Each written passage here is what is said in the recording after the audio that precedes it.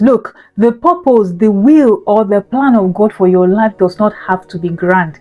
In fact, many times it is not grand. It is the accumulation of what God has done in a person's life over many years that we see, and it looks so grand. But when the person was walking in the leading of God for their lives, it does not look like it. So what if that's the story of your life, that every day you are walking in the will and the plan of God for your life, but then you are looking at the lives of others and you're thinking things are happening for everybody except for me? You know, I read through in 2 Kings about this woman from Shunem.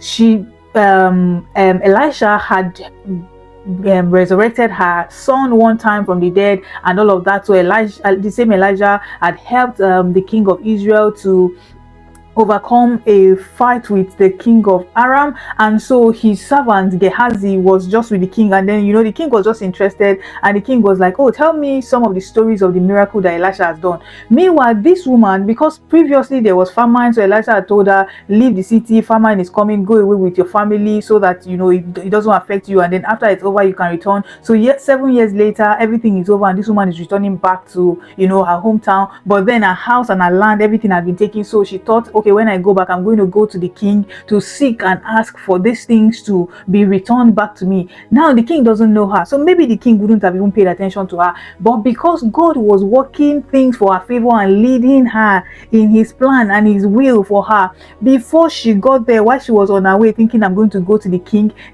is already there asking for stories of miracles that Elisha has done. So Gehazi is now saying, oh, giving different stories, and then said there's this woman that Elijah resurrected her son from the dead, and then the woman walks in and he was like, oh king, may you live long, this is the woman I was just telling you about, and this is the boy that Elijah raised from the dead. And the woman was like, oh, what can I do for you? And then the woman said, oh, I've come to ask that you help me so my land and my house is restored back to me. And the king sent an official. He said, follow her house, her land, her crop that have been invested, whatever it is, everything should be refunded back to her. In my mind, I'm like, oh my God.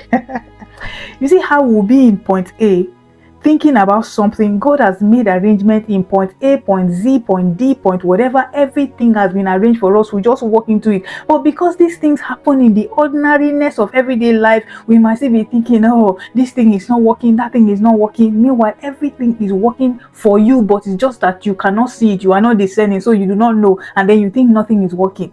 And then fast forward to later, when you now look back, you just see how God had been leading you. And that's why somebody else will look at your life over this period and think, oh my God, look at what God has done in their life. It is so grand.